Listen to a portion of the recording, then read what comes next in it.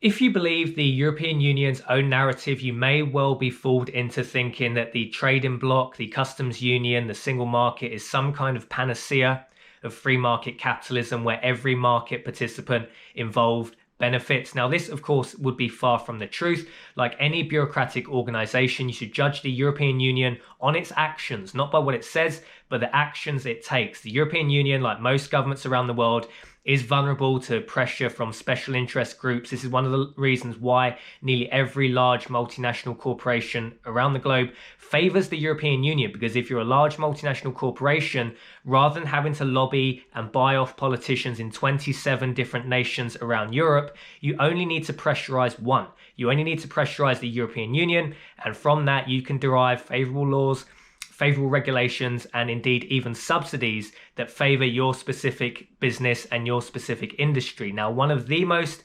powerful special interest groups in Europe are farmers. Now, this dates right back to the inception of the European Union and even before the EU existed.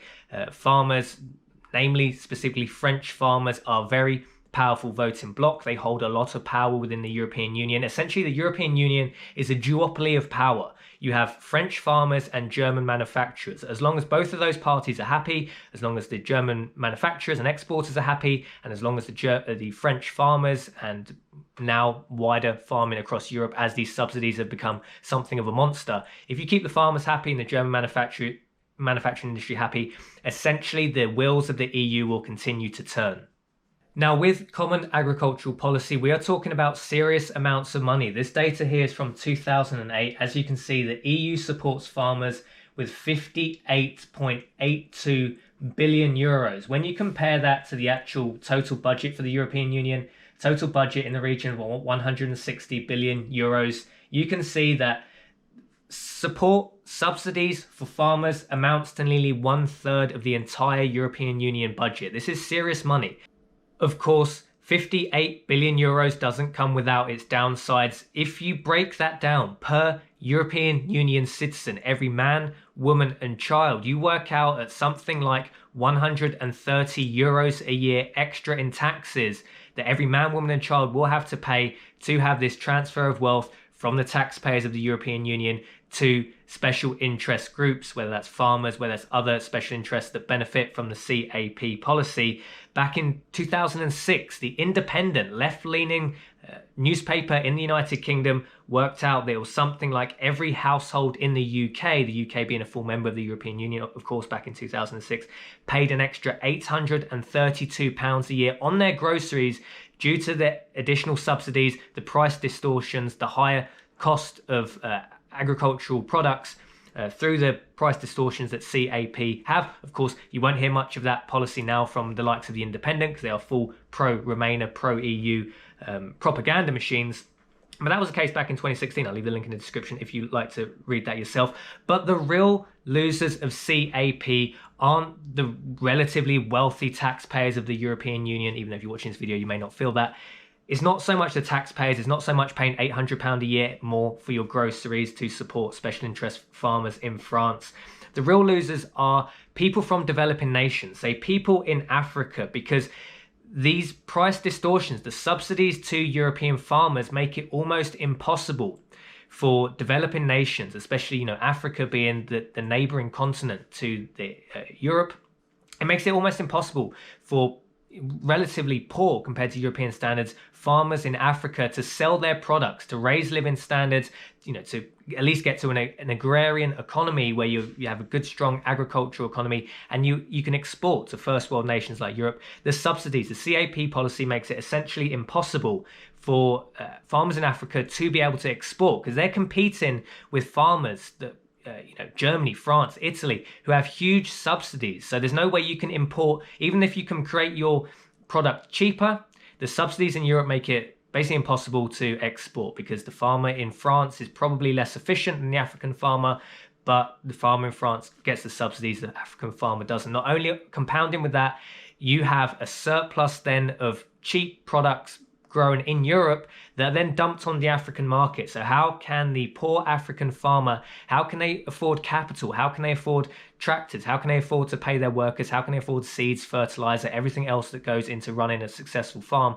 How can they do that when these cheap products from Europe flood Africa and essentially make it all but impossible to run an African farm, or other developing nations, of course, around the world? India, Southeast Asia, the list goes on. The CAP policy essentially is the reason it's there. It essentially is a transfer of wealth from taxpayers in the EU to special interest farmers at the cost of people in developing nations. Common agricultural policy really is a scam. It only exists because special interest groups pressure their local politicians and then EU politicians to keep these subsidies in place. It really is at the expense of European taxpayers. Anybody that buys food, groceries in Europe is paying a higher cost because of CAP policy. And the real people that lose are people in developing nations, people in Africa. If you got rid of CAP, there would be a boom in African farming. Africa would need much fewer subsidies from the West. You know, we're dumping these cheap products into Africa, but then they require foreign aid. They require food being sent from the West, from Europe, from America, because you're decimating their local agricultural economy.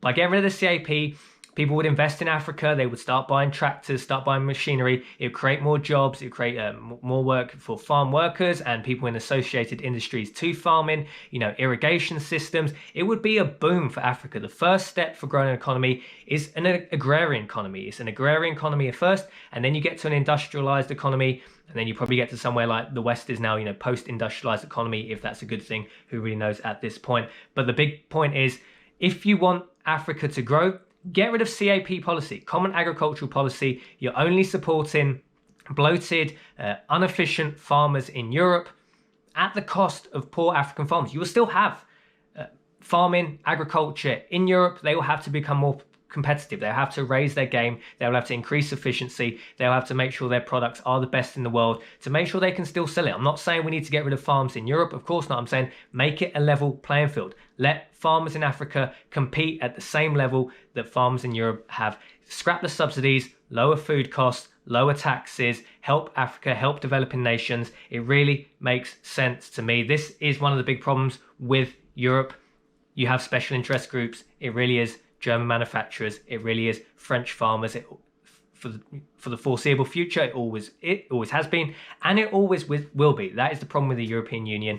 The corruption, the rot goes very deep. You can see this. Why do you think most multinational corporations favor the European Union? Why do the power institutions are Germany, France? Why do they want to maintain the status quo? Because they benefit at the expense of you. If you're watching this, a European Union taxpayer, or you buy groceries in the European Union, or you have some kind of connection, or you just have compassion for people in developing nations like Africa. Those are my thoughts and opinions today. Thanks for watching this video, guys. As always, gold is money, and I'll see you in the next video.